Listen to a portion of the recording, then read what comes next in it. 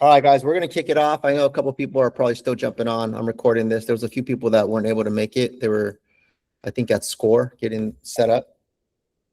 But we'll kick it off, guys. So today I want to talk about just overall lead generation strategy and just more things you can do to build your business on your own.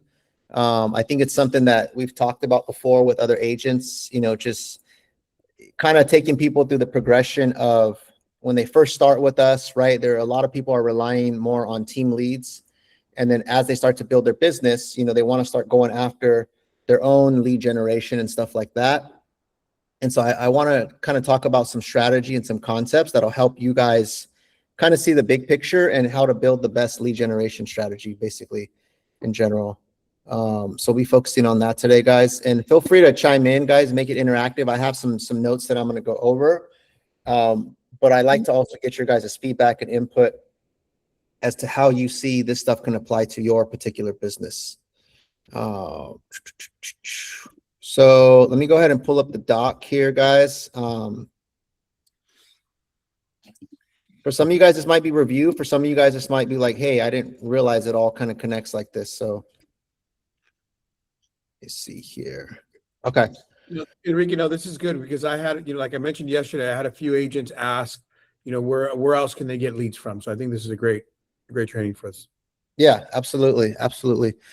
So just starting off, guys, with just the opening message, right? Like if you don't control your lead generation, you don't control your business, right? Like leads, how we get leads and how we generate opportunities is really the core of our business, right? Without leads, there is no business, right? So it's important that you guys understand that for your business to continue to operate, you have to constantly get in front of people, right? New clients, and stay in front of the people that you've been talking to. If you're not focusing on that consistently, it's going to show in your closings, right? And if you don't have consistent lead generation, your business will be up and down, up and down. And so a lot of us utilize team leads, right? Like the stuff that PRG provides, which is awesome. It's great. There's consistent leads coming in through Zillow, through our Pond, through our internal referrals. Our ISAs are setting opportunities for some of you guys as well. And those are great. And those can be a part of your business, and there's a lot of benefits to those, but it shouldn't be the only source, right? And so what I want to really just hone in on today is that if you're only relying on PRG to provide you leads, you're going to sacrifice in your opportunity in the long term, right? You're not going to hit your highest potential for earned income if you're only relying on team leads. Now, a lot of us have taken advantage of the team leads and it's helped us build our business, but you should absolutely be focusing on generating business on your own. And so I just want to start with that, right? And so part one, the 4 ways to get leads, guys. There's really only 4 ways to generate opportunity. And this is where I want to quiz you guys just to see if you tell me there's a different way that doesn't fall into one of these categories. So cold outreach, what that means is reaching out to people that you don't know already. So these are strangers, right? You can cold call, you can prospect, you can door knock, you can go network with people that you don't know and try to build new relationships. That's what I would call cold outreach, right? You're reaching out to people that are cold. They don't know you currently. So that's one way, right? Which can be effective. The other one is going to be warm outreach, which is reaching out to people who already know you. So warm is somebody that already knows you, right? These could be people in your database. These could be friends, family, past clients, sphere of influence, coworkers, you name it. Anybody that fits into the category of warm outreach, right? Of someone that's warm, someone you have a pre-existing relationship with, or they know you, like you, or trust you already. The other way is going to be creating content, right? So if you're creating content, whether it's social media content, whether it's video content on YouTube, or even email content where you have a list of people and you're constantly emailing them, that's a way to utilize leverage content to get people to respond to you and raise their hand and create opportunity, right? But even within creating content, are you reaching out to cold people or warm people, right? So it kind of falls into one of those categories as well, but content creation is a big thing right now, right? that a lot of people are doing. And then you have things like paid ads. So you're spending money to generate leads, whether it's Facebook leads, whether you're subscribing to a platform like Zillow, Google, Realtor.com, or even if you're getting flex leads, you're paying for those still. You're just not paying up front, but Zillow Flex takes a cut on the back, basically, right? So there's upfront paid ads and there's back-end paid ads, which they all fall into that category, right? And so pretty much every single way to generate leads is going to fall into one of these 4 categories. So I want to stop right there because I think this is the part sometimes people don't realize. Even farming, like people want to talk about starting a farm. What category would you guys say farming fits into? Cold outreach. Cold outreach, right? Mhm. I think farming is a combination of cold outreach and right? Door knocking, farming, whether you're mailing them something or whether you're knocking on their door, you're still reaching out to cold individuals, right? And so my question to you guys is, which one of these 4 do you guys think is the better one? What are your thoughts? Maybe 2. Number 2? Why number 2? Who said number 2? Oh, me, Christian. 2 first. Okay. 2 first, and then of course, your sphere of influence first, I think, and then the cold outreach and social media. Why would you say those ones are better in that order? Because Enrique, right now, like me, I don't have anybody, so I would reach first for people that I know, somebody that's close to me, like a friend looking for a house or a relative. I think Okay. I may be wrong. So Okay, there's no right or wrong answer. I just want to hear your thoughts. Who else has a different opinion on that? Which one do you think is the more effective one or better one? I would have to agree with him, like number 2. All the previous clients that I've been working with or have met in the past, as I'm sending them like new listings through Zillow, they're just like, oh my God, yeah, that's something that we want to check out. Like I literally have an appointment tomorrow with one of the leads that I got in touch with once, and I found her the perfect home that kind of resembled what she wanted, and she's like down to go. So I'm like, okay. Hopefully put in an offer on that one too. Okay. That's a great example of warm outreach, right? Utilizing your database and past clients. Who else has a thought process? Which one is the better one out of all 4? I would take everything. That's what my thought process is. Like, there is no one thing. Like, I would say, like, I would do all the 4, at least like first 3 for sure. Going for the paid ads is like a little bit, expensive outreach, I would say. But I would say I would do everything, whichever is possible. Okay. You guys gave a combination of different answers, right? So here's where I want to educate you guys. None of them are better than the other one.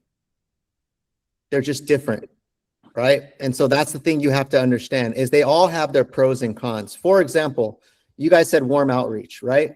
Well, what if your friends and family aren't buying houses right now? Is that the most effective way? Like, what if you're younger, you're 25 years old, and all your friends are barely in college and they don't have money to buy houses right now, and those are the only people you know? Would warm outreach be the best one to start calling all your friends, the people closest to you, if they're just not at that age? Not necessarily, right? Or if they're not in that area, right? Or if they're not in that area, maybe you're relocated from a different area, right? But what if your friends and family and database are all high-level professionals, who are at an age where they make good income, or where they're at that age where now they're thinking about buying and selling, and you have a big database of those types of people? Well, then absolutely warm outreach is really going to be effective, right? But what if you don't have a big database, right? And you don't have a lot of people to reach out to, then it may not be, right? Paid ads, right? Yeah, there's a cost, but then a lot of times those people are hotter because they're higher intent. They're raising their hand. So you're paying money for something, whether you're paying up front or whether you're paying on the back end through Zillow or anything like that. But they're actually going to a website, clicking on a property and saying, hey, I want to see that property today. And so those typically are going to convert a lot faster, but they're going to come with a cost or a price, right? And so creating content as well is great, but creating content is a long-term game where you're trying to stay top of mind with select individuals, whether they're warm or cold. And this doesn't necessarily happen overnight, but in the long run, building your brand and building your name within your friends, family, and community is a great idea, because if you do it long enough, then you will get a certain amount of transactions or opportunities every year from that circle, right? Cold outreach, right? We know a lot of people, even us, when we first started, we were just phones, hitting the phones, cold calling. And we made a lot of money and closed a lot of deals. But with cold outreach, there's very low leverage. Low leverage means, what does low leverage mean, guys? When I say cold outreach has very low leverage. You can't leverage a relationship that you have already, or the trust or any sort of foundation that you already have. You're just going in raw dog. Yep. So definitely that's part of it. You're not leveraging an existing relationship. So it's a harder battle. But the other part of leverage is that if you're doing cold outreach and you're the one that has to pick up the phone every day and make the call, or you're the one that has to put your shoes on and go walk down the street and knock on those doors, you're going to be up against time, because it all relies on you. If you're sick that day and you don't show up to make your calls, or you don't show up to get your door knocks in, or you're traveling, then your business is no longer generating leads if this is the only one that you do, right? And so they all have pros and cons. Whereas, let's say, in the time it takes you to door knock and get one seller lead, I could have paid some money and got 10 seller leads in that same amount of time, or even quicker than that, right? And so you also got to think of leverage, right? In terms of time, energy, and effort, and also money. So in the beginning, when you don't have a lot of money to invest in your marketing, you're doing a lot of the low leverage things where you're the one that puts the effort in to get those opportunities. But once you get to a certain point and you're making money, you should always try to move up to the next level where you can create leverage by utilizing other people, or utilizing money that you have to reinvest in yourself, or pay for ads, or invest in your own marketing. Because then at that time, stuff is working while you sleep, right? While you're sleeping, your ads are running, or while you're sleeping, the Zillow thing is working and your phone is ringing, right? And so the best way, guys, to generate business, it's not going to be one or the other. In my opinion, it's going to be a combination of all of these, right? And being able to design your business plan also around what works for you, what you're good at, and what you're going to stick to consistently, right? So if you look here, every agent's business is just a mix of these four. So the question isn't not what works. The question is, what can you execute consistently, right? So you can say like, hey, I want to do all my stuff through cold calling because I don't want to pay for leads. I don't want to pay Zillow. I just want to go out there and hustle and pick up the phone. But if you know you're not going to do that consistently, right, that may not work for you. Or you hate talking to people and getting hung up on because you're calling cold individuals, that may not be the best one for you, right? If you're like, hey, I don't mind paying Zillow, just line me up with people and get me in front of them and I'll go close them, right? And I'll build it off of that. That's a great avenue for you, right? Or if you're like, hey, I like talking to my friends and family. I don't mind picking up the phone, calling people that I already know. I don't like calling strangers, but I like calling people I know. And so I want to put that. Or some of you guys want to do content, right? Some of you guys hate video and you already know you're not going to do video, even though it's a good idea, right? So I'm spending time on this, guys, because I think it's important that you guys understand the big picture before you make a judgment on this is better than this. Because we just proved right now through this conversation that not one or the other is necessarily better, right? Yeah. Really depends. Sorry, Kike. But no, I like this. I like this exercise because, again, this is your business. So that now when Enrique just lays it out, well, these are the 4 ways to generate leads, you get to sit back and decide which direction you're going to go with, right? And I think that's important so that you're not just trying something to try it, but you're like, you know what, this fits my personality. This is where I can commit to. What I look at, when I look at number 1, I call that sweat equity. And number 4, I call that check equity, right? Number 4 is like where you're going to have to spend money or pay Zillow. Number 1 is going to be along the lines of, you're going to put in the work and go ahead and make those calls, make those door knocking. My question is, where do you guys feel that open house falls between number 1 and 4?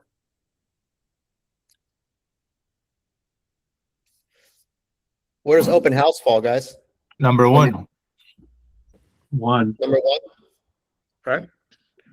So again, and it's not on here, but I think that's a huge pillar that is also, it's a combination of, it can be number 1, and then it's also where I would say the low hanging fruit, because again, these people are getting ready, getting dressed, actually driving to the open house, right? These are higher intent versus you just just cold calling or door knocking. These people have actually physically went to the property with some type of intent, right?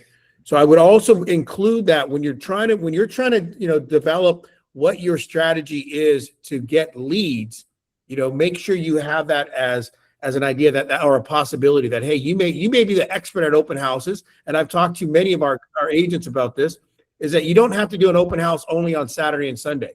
If Blanca has a listing, why can I ask Blanca, hey, can I do your open house on a Wednesday from 4 to 7? Why not? Yeah.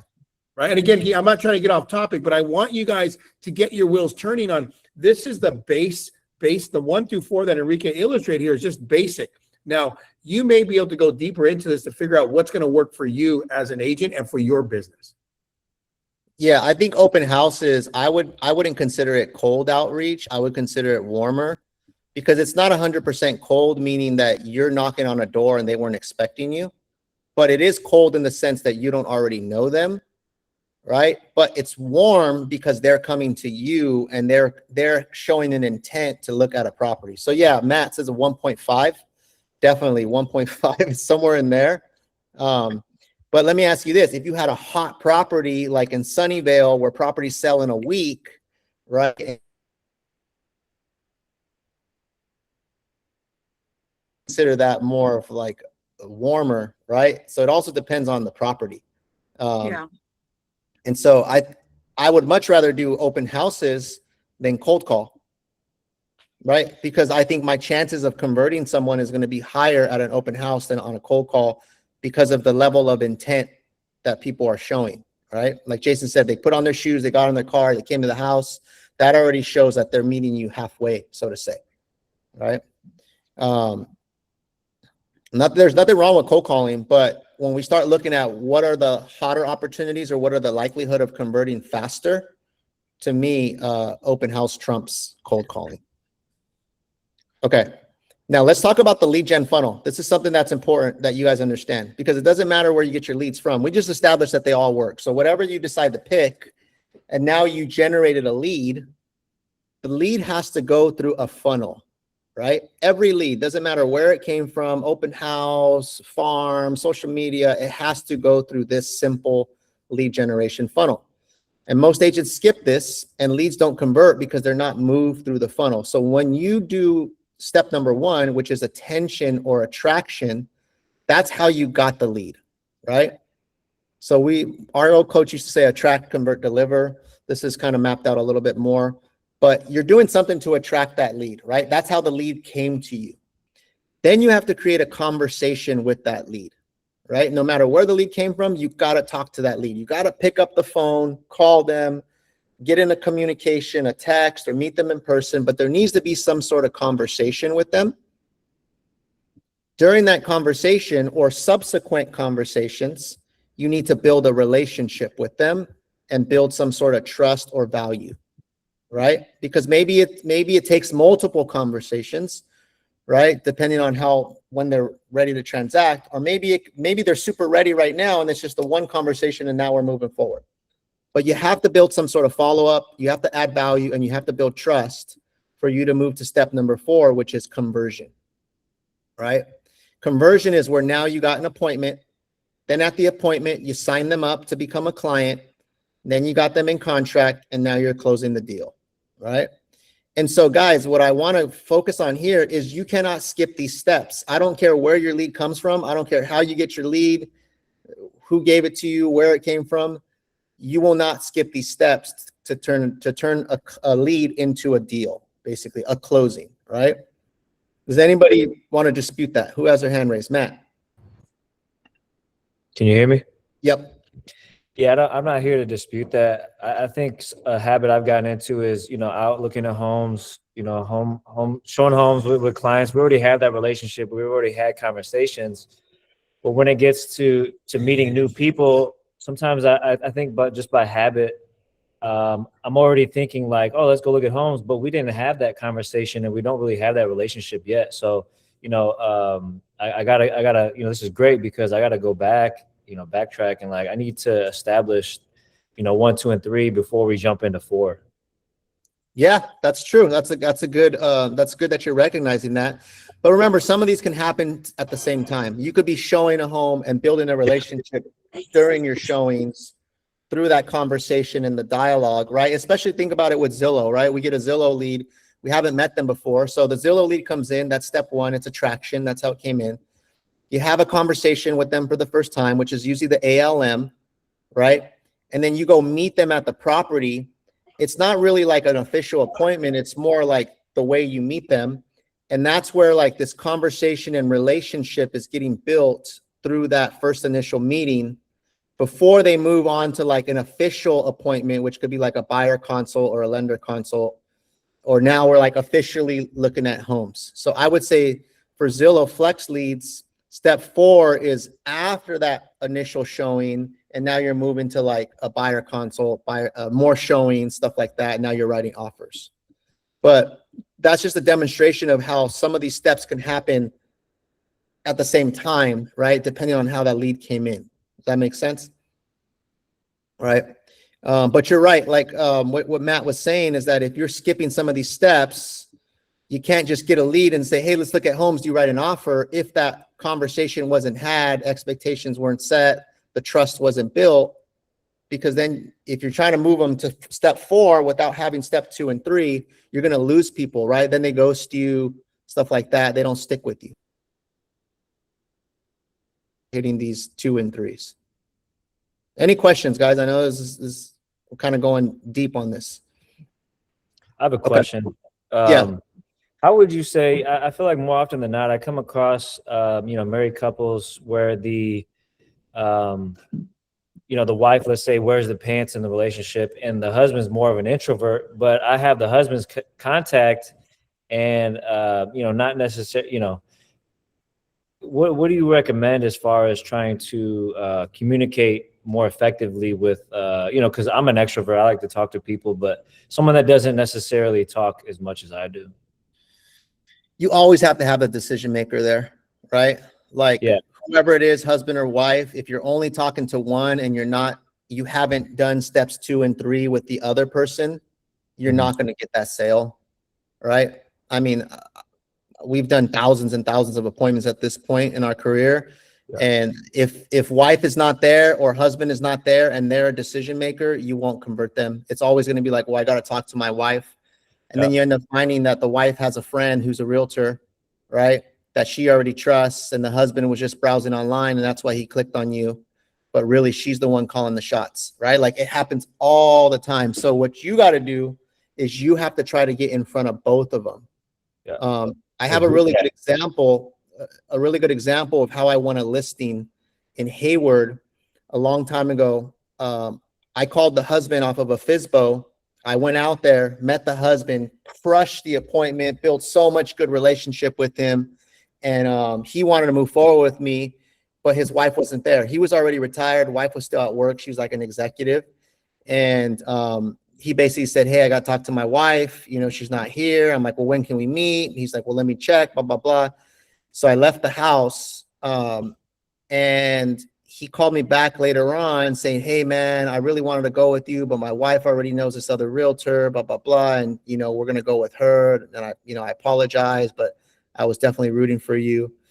And I'm like, man, I didn't meet the wife, right? Like that, it's a deal killer. So I had to think quick on my toes. So I'm like, dude, I want to get this listing. So I remember him telling me that they really love wine. So I went to the store, I bought a really nice bottle of wine, and I came back to the house later on when I knew the wife was going to be home, and I just knocked on the door and I introduced myself to the wife. And I said, hey, my name's Enrique. You don't know me. I was here earlier. I met with Jeff, right? We hit it off. He told me about your house. Hey, I brought you a bottle of wine. I know you guys like wine, but I want to tell you why I think I'm the better realtor. And you can confirm this with Jeff, right? Who we really hit it off with. And I just freaking gave it to her. Boom, boom, boom. This is what I'm gonna do. This is why your house didn't sell. This is my plan. This is where I think I can make happen. And I freaking just laid it out for her. And she was like, wow. And this was all at the front doorstep, right? At the front doorstep. And so she's like, all right, well, now I got some things to think about. You know, initially we were going to just go with my friend who I know, blah, blah, blah. And then I get a call later on that evening because they were ready to make a decision, and they leave me a voicemail, and it's both of them on speakerphone. And they're like, hey, Enrique, we talked about it, and we want you to be our realtor. Please call me back. Let us know what we got to do to go to next steps, right? But had I not talked to the wife, guys, that deal was a done deal because wife was the one wearing the pants in that relationship. And if you guys ever looked on our website at our testimonial videos, that's one of the testimonial videos where the wife is giving me a testimonial of why I'm one of the best realtors in the Bay Area, right? But that just goes to show, guys, that you got to have both people, and you have to do this, right? You have to have these two steps happen. For me, I had to make that happen all like on one conversation at the doorstep, right? I spent like 2 hours with the husband because wife was at work. And then with the wife, I only spent like 20 minutes with her at the doorstep to kind of seal that deal. All right. So take from that what you can. The other thing I want to show you guys is that when you want a deal, guys, and you smell it and you could taste it and you want it, you got to do those types of things and take a risk and take a chance to really go demonstrate your value to people. Because we're in a competitive market. There's a lot of other realtors who are willing to do what I did, if not more, that are going to swoop clients from you. If you're not the one like really making it, you know, making it known that you're the guy or you're the girl that they got to go with, right? All right. I'm getting fired up thinking about that one. That was a good win for us, actually. So coaching point, guys. Most agents generate attention, right? We all get leads. We have tons of leads. We have 50,000 of them in our FUB. But they don't follow up and they don't convert conversations, right? So the money, guys, is in the follow-up and consistency. So before you decide on any lead generation source, I don't care what it is, because they all work, and we established that. If you are not going to follow up and you are not going to take ownership of those leads, and you are paying money for something or investing a lot of time, you might as well, like, I don't know, throw that money to me, guys. If you want to blow some money, blow it my way, right? There's that old saying, or you might as well just light your money on fire if you're spending money on stuff. Or you might as well go to the beach, right? Because the weather is starting to get nice again. Go to the beach and don't waste your time on things. But Enrique, can I add one other thing here? Yep. Because this is really important, guys. Is what, you know, I love what Enrique is saying. You know, like if you're not going to follow up, if you're not going to be consistent, you know, don't spend money, don't go after those leads.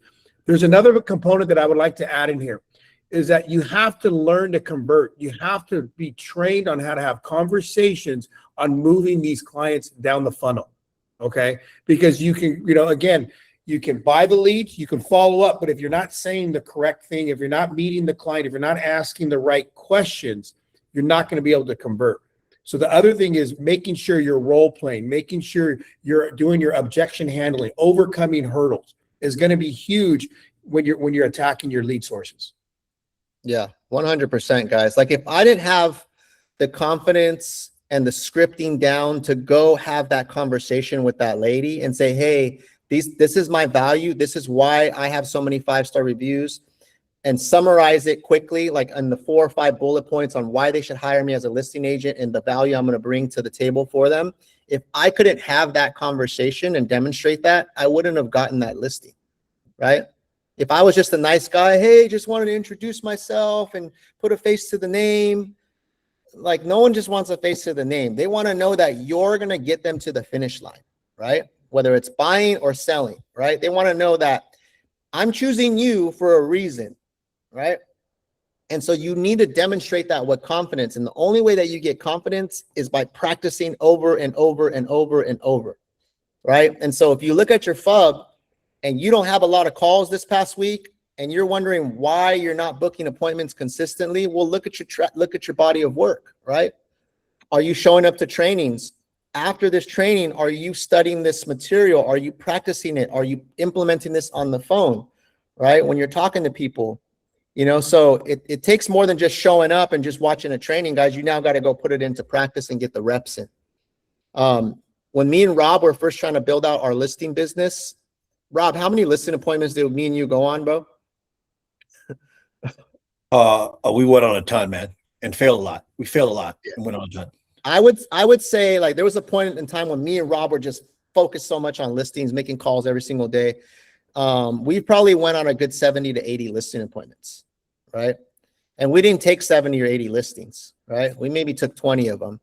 And we probably lost 50, 60, 70 listings at that time. But by the time we went through all those 80, we got really freaking good. And then after that, our numbers just kept going up and up and up. But if we didn't go through all those reps and all those failures and constantly tweak and refine things and get our process down, we wouldn't have gotten to where we're at, right?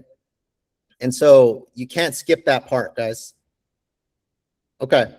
Let's talk about your pillars, right? Now that we know what works, what doesn't work, we know it just depends, right? What are your 3 to 4 lead generation pillars? So here's what I recommend. And there's a reason why we recommend these in this order, right? Number 1 is your database, right? Your friends, your family, your warm outreach, right? And utilizing social media for that is a leveraged way, right? We talked about leverage earlier. The reason social media is great is because you can post something on social media and hundreds or thousands of people can watch it over and over, and it lives there forever. Versus me picking up the phone, calling somebody, it's a one-to-one, right? Versus putting out content consistently on social media is a one-to-many. And we already know that our friends and family don't necessarily buy and sell every single day. In fact, on social media, I would say maybe only 5% of the people that follow you are actually going to transact in the next year. So if you have 1,000 followers, 5% of 1,000 is what, 50, right? There's probably 50 people that follow you that will probably are thinking of buying and selling in the near future, right? And they probably know other realtors. They're probably in different areas. They may or may not do business with you. But when you're talking about social media, guys, we need to know that our job is to stay top of mind. Our job is to educate the audience, and our job is to build trust over time. There is no social media video that you record that just gets you a ton of leads. It just doesn't work like that, right? But it's you consistently posting on social media over time that will build trust and credibility so that if I'm looking to buy next year or the year after that, I remember you because you're the person that I always see, right? And so this is a long-term play. Should you do it? Absolutely. It's the reason why I still post on social media today.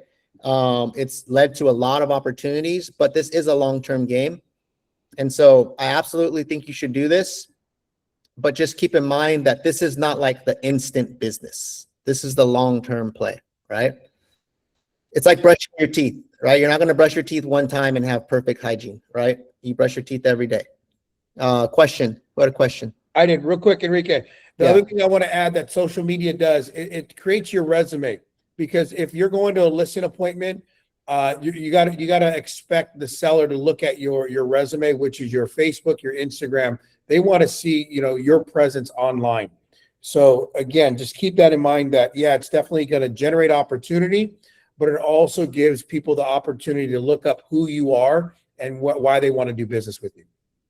100%, right? Nowadays, social media is your online website, basically, right?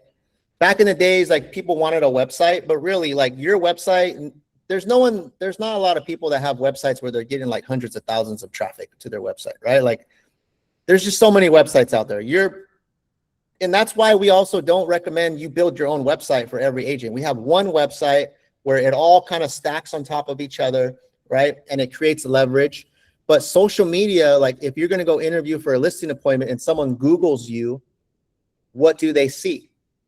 Right? Do they see your videos pop up? Do they see your social media links? Do they see your name connected to real estate? Do they see your LinkedIn profile where your bio is filled out, your Zillow profile, stuff that you've put out there, right? So having all your profiles filled out is important as well. Like the main ones, realtor.com, Zillow, your social media handles should all like be similar. The messaging should be similar. Your bio should be the same bio in every single website or social media platform out there, so that when someone Googles you, all this stuff pops up, right? And let's do that right now. I'm going to Google myself. If I just say Enrique Medellin Realtor. So this is a great exercise for you guys to do. It's just Google yourself and put the name Realtor or real estate, and what do you see? So when I look up Enrique Medellin Realtor, if someone was looking me up for a listing appointment or a buyer appointment, right? You see Zillow, realtor.com, you see my Yelp, you see my Instagram, you see my website, you see my MLS, you see Facebook, you see homes.com, you see Santa Clara County Association of Realtors, you see pictures that are of me from there, right? Like, that's because over the years, I've taken the time to create content, to make sure all my profiles are all up to date, to make sure that stuff's like, some of these I got to go update them. Like this shows our old address. So it's also a good idea to check these often and update them. But what are people saying about you, right? So if they Google your name, what do they see? If they don't see anything, that means you got some work to do, right? So it's a good exercise for you guys to take a couple hours on a Friday when you have a light day or whatever, and make sure every single profile, the major ones, is updated. Make sure it has your name, your photo. Keep the same photo across all of them. So just copy and paste your bio into every single one, right? And then you start adding to it. And as you add to social media, or you're creating, if you're doing YouTube and stuff like that, it's going to have you appear higher on these rankings. And then now when someone Googles you, they see all this stuff. Boom, boom, boom, boom, boom, boom, boom, right? And that's where social media becomes effective, and it helps you stay top of mind. All right, so that's the strategy there. The other way to reach out to our database, right, is by leveraging our events, our updates, our new listings, right, stuff like that. That's why we do 2 events a year, guys, because it's your opportunity to invite people to the event.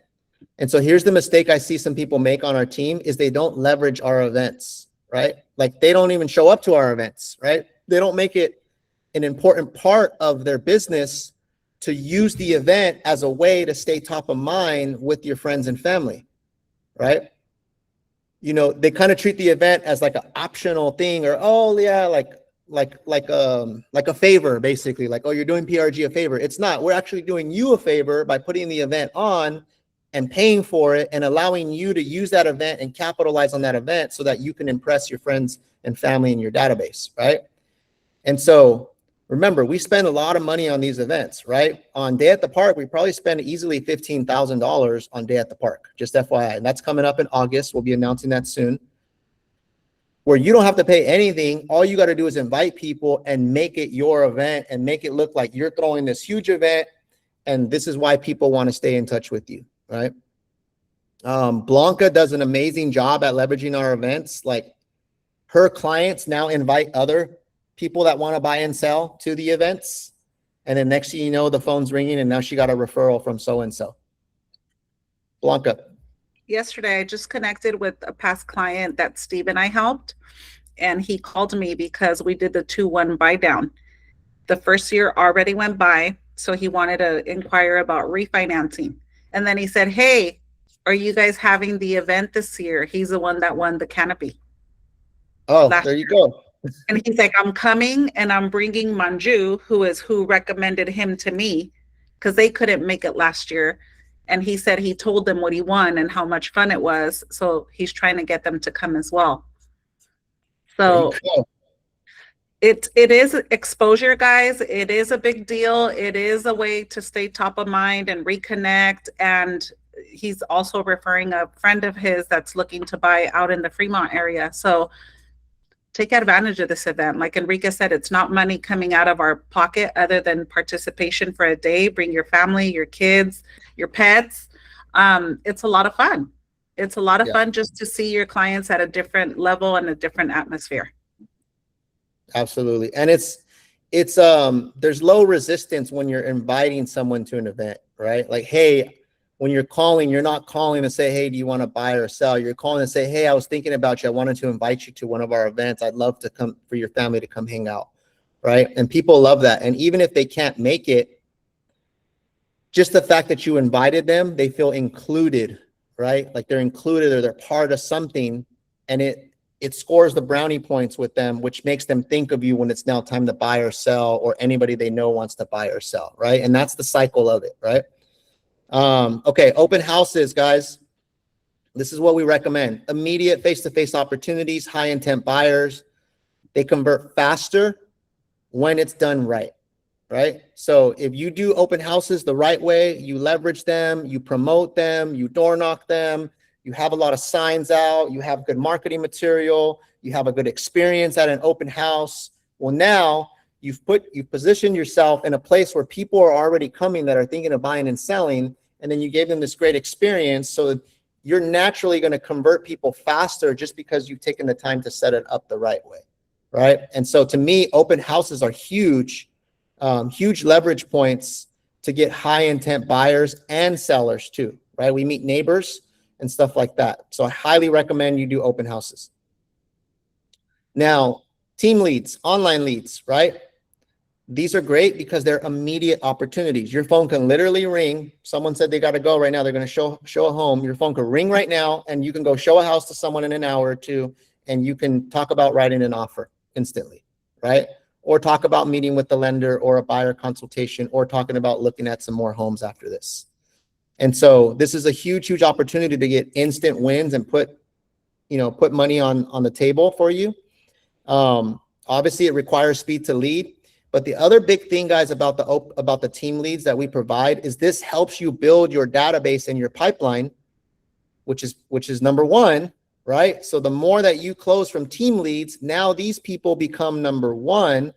And if you're staying in touch with them and inviting them to events and stuff like that, they're going to now refer you clients, right?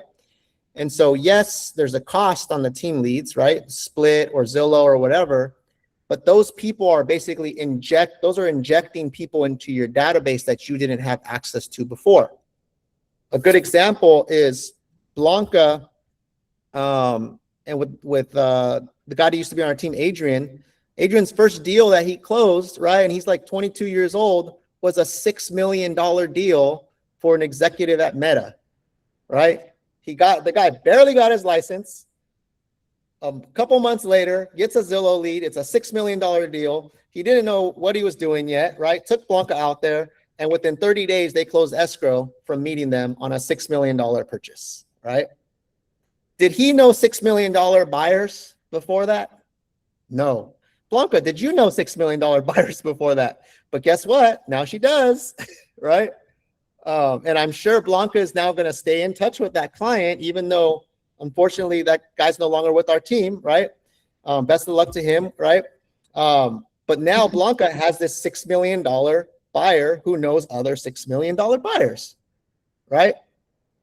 And so now she added back to this database here, and she's going to keep repeating the process that she follows, and that's going to produce more fruit down the line for this new level of clientele, right? A higher level of clientele. And so, yeah, do we love paying 40% to Zillow? No, but I love what Zillow does for us in the long run, right? In the short run, it's quick hits, quick wins for people, keeps the money flowing. And in the long run, it builds our business. It's called lifetime value, right? The lifetime value of a lead, right? It's all the referrals and all the business that comes off of that is really where the gold is at, right? Same thing if you buy your own online leads, right? Let's take away team leads, but let's say you purchase leads, right? You're investing in that. Maybe you've built up some reserves, and now you want to invest in leads, and you're doing it the right way. It's still a great way to build your business in the long term also, because you're going to get people referrals and repeat business off of those leads that you invest in, right? Questions so far on this? We always tell the story, guys, of one of Blanca's leads that she's gotten like 7 or 8 referrals off of already. It originally came as like a Redfin or a Zillow lead. Remember that one, Blanca? Yeah, it came in as Zillow. I think it was when we first joined Zillow. Yeah, maybe And over you- 3-4 years ago. Yeah. Yeah, I think it was when we first joined Zillow. You weren't available, and it was on a weekend. And Yeah. so you called me and you had me service the client.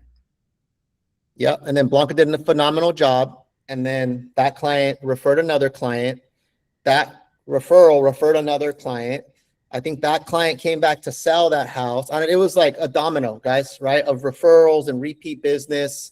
And they were all like in good price points, like 1.5, 1.7, 1.8, right? And now that client still comes to our events, I think, right? This is the one with the baby, right? Yes, they come with their family, the one with the baby, and they were referred to me from the original Zillow lead. There you go. And we know they have a baby because they came to our event last time when the baby was like a newborn, like it was like hecka small, right? Like it was, I was surprised they came out. It was like a newborn. Yeah. And then they came again, it was now like 1.5 years old to our next event, right? To our family photo event. And it was cool to see like the newborn and then now the baby was walking, right? And like we remember them. Rob.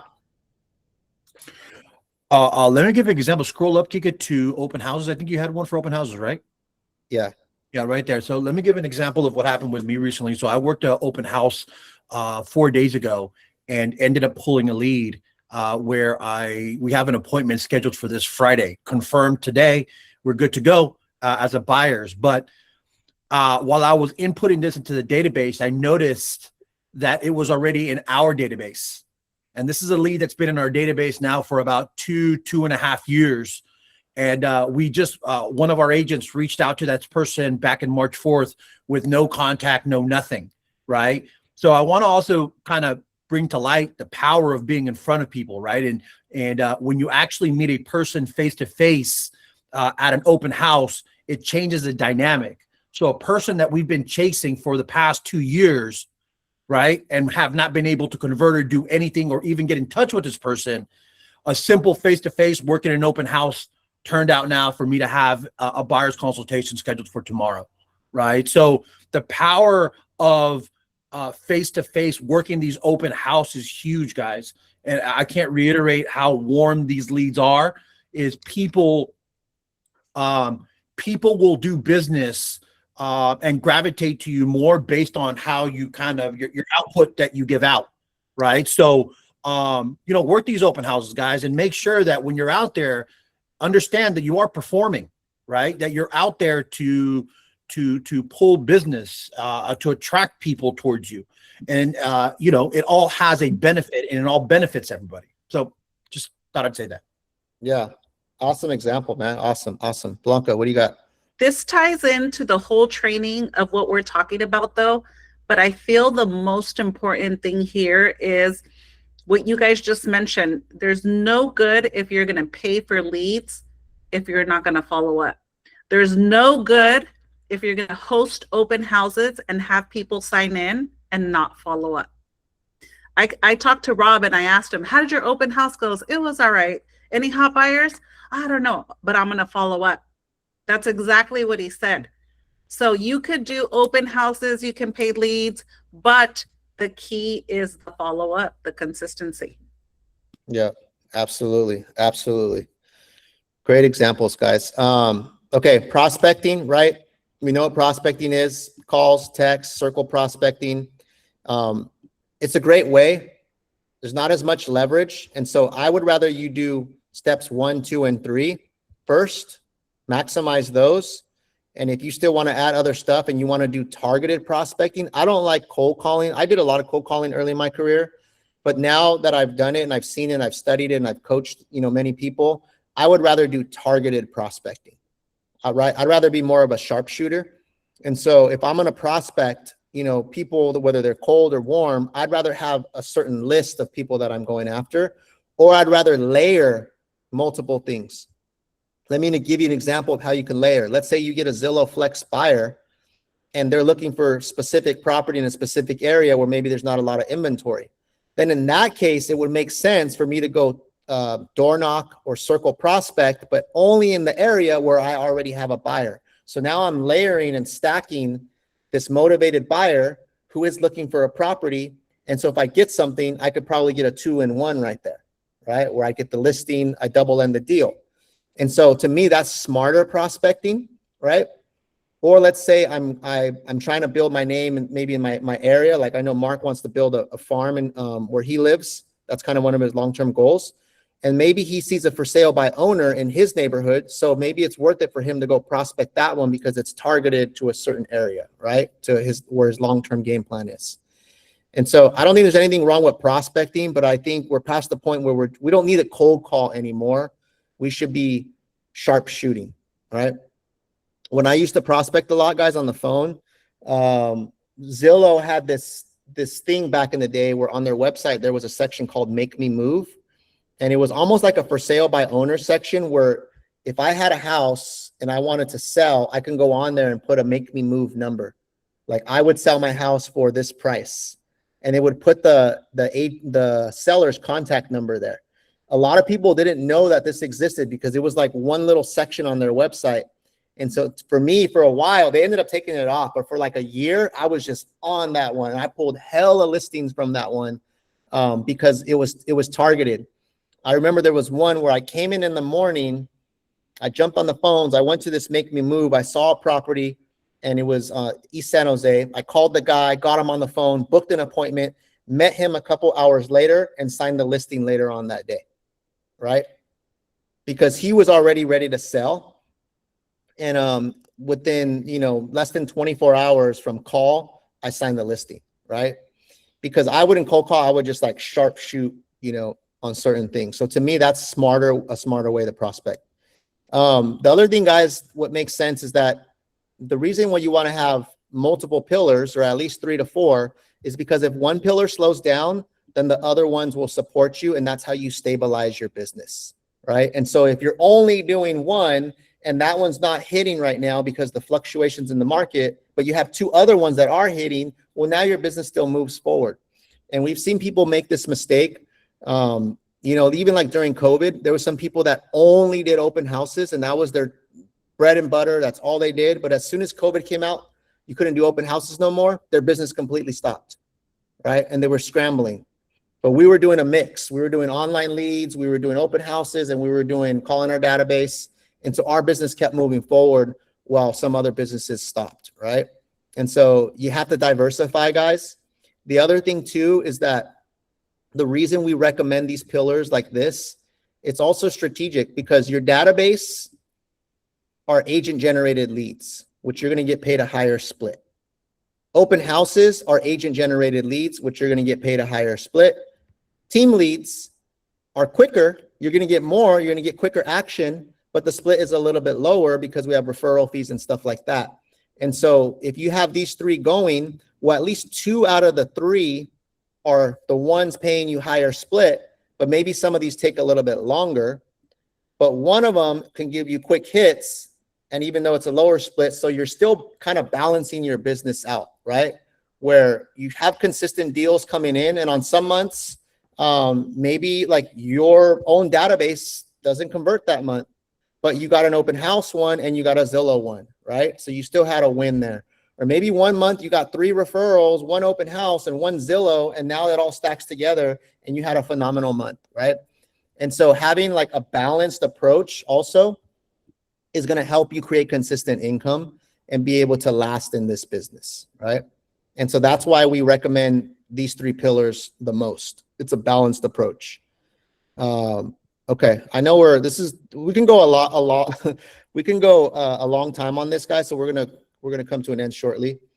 How to pick your lead sources, guys. This is one thing we'll end with this section right here. So we already know not everything's for everyone, right? So you want to pick based off your schedule, your personality, your skill level, and what you're actually going to do consistently, right? Just because you talk to another agent at another brokerage that says they're killing it with this, but if they have a different skill level or different schedule or different budget to work with, that may not be the right pillar for you. So I would be really, really cautious of taking advice from other people, and not putting it through a filter of, What's my schedule? What's my personality? What do I like doing? And what can I do consistently for my personal situation, right? Because then I think you set yourself up for failure. Remember, guys, everything looks great from the outside, right? Any pillar, any lead thing, any farming thing, any social media thing, they all look good, right? Everybody on social media posts the best of the best stuff, right? But you need to ask the right questions. Hey, what does your profit margin look like on that? How much money are you spending for that particular campaign? How many leads has it generated you? How much time did you put in? What's your conversion rate? And then you can start analyzing and coming to conclusions on your own, whether that's a good deal or not, right? Because nobody posts their failures, guys, just FYI, right? That's just not the nature of what people post online. Matt. Yeah, I just wanted to share, I was in Safeway and they had the little dividers, right, when you're checking out. And I was, you can put your advertisement on the little divider. And I thought about it and I called and they wanted like, $2,000 for like 6 months. And I was like, I don't know about that. And I remember I talked to Mark about it. He's like, you should reach out to an agent that's been doing it. So as you leave the store, there's trash cans and there was this realtor's face on it. So I called her and I was like, hey, Fred, how's it going? I'm just curious, like how much conversion have you received from your picture being on this trash can as people walk out of Safeway? He's like, oh, absolutely zero. And I was like, okay. I was like, what's the point of doing it? He's like, oh, it's just a reminder that I'm a realtor in the community. I was like, oh, okay. So it was good that I actually, checked in to see what it was worth because I could have, wasted some money there. Yeah, exactly. And for some people that do that, like someone like Andy C, right? He's a good example. He has billboards everywhere, but he's at a point now where he's built his business so big through other pillars that he has money to blow, basically. And so all of that, what that does is those billboards help his other marketing because he sends out so much farm and mailers every single month. He spends like $200,000 or $300,000 a month on farming. And he's been doing that for 20 years, right? He didn't start that way. He started off with like a couple $1,000s a month and then built it.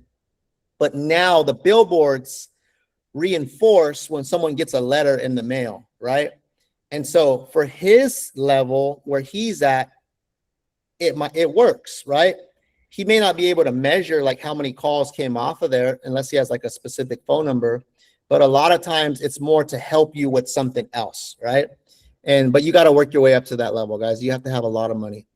Couple of really quick things, guys. If you're newer, right?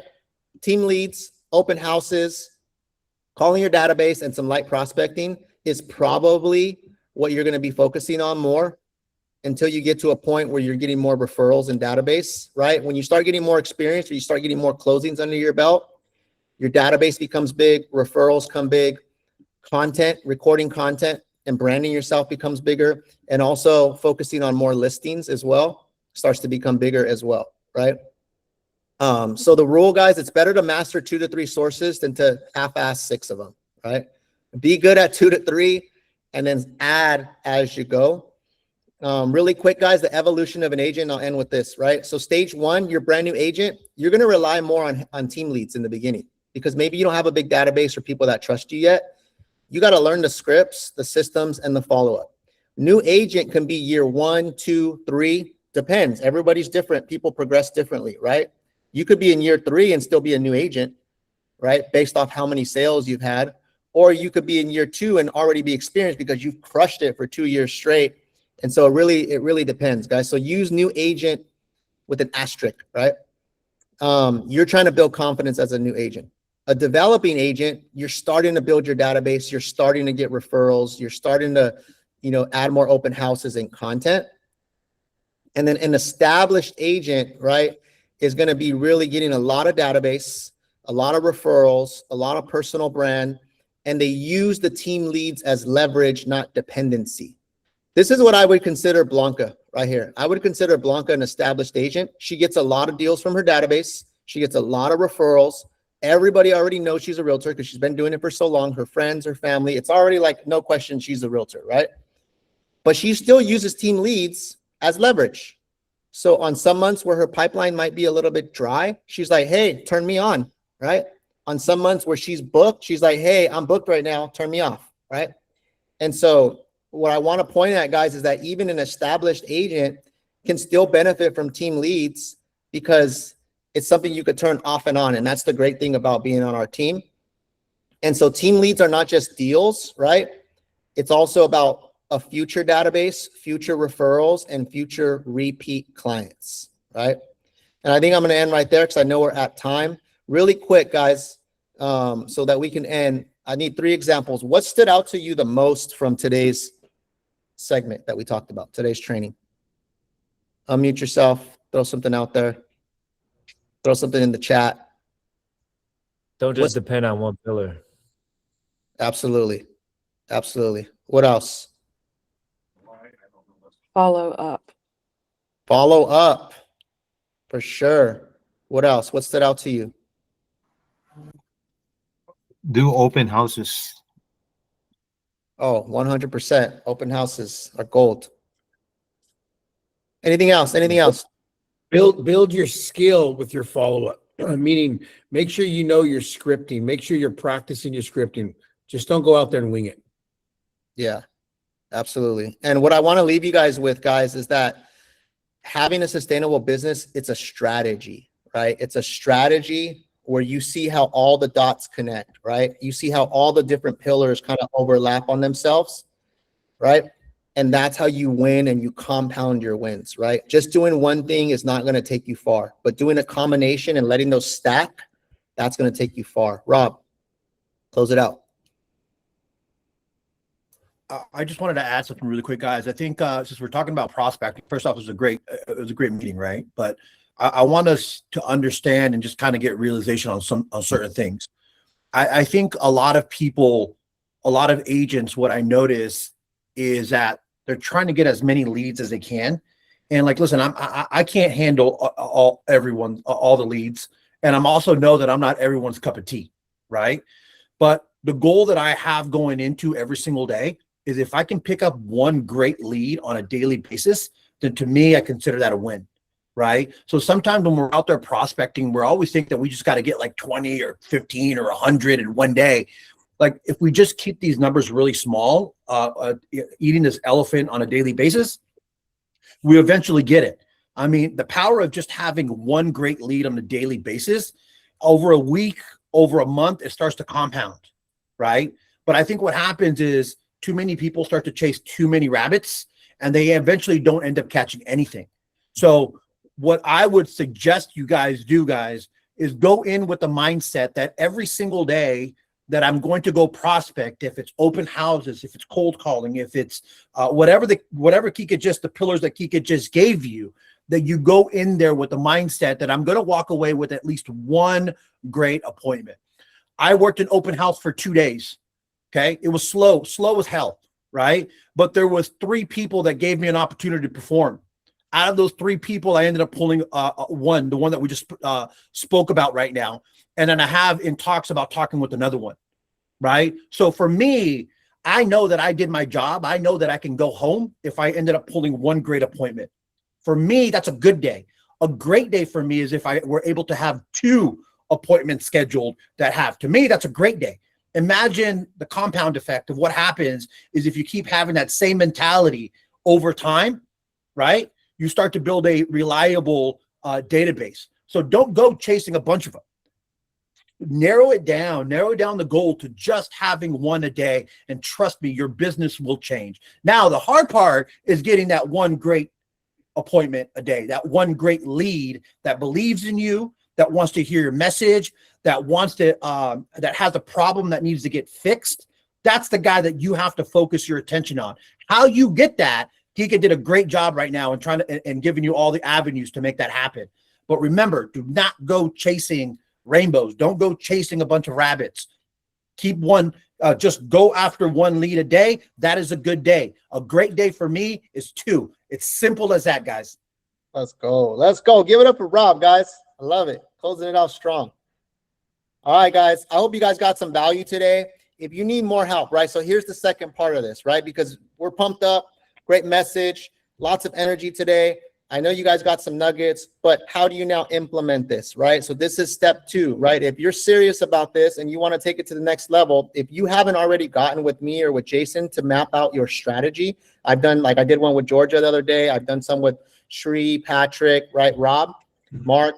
But some of you guys that haven't and you don't really have it dialed in, that's when you book a one-on-one and we'll sit down with you and we'll help you really sort this out so that you're focused, right? Just like Rob said, you're focused on 2 or 3 things that you're going to master and you're not all over the place, right?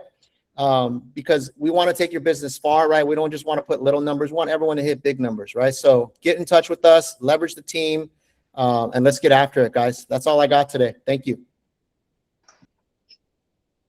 Let's Thank go. you, Enrique. Thank you.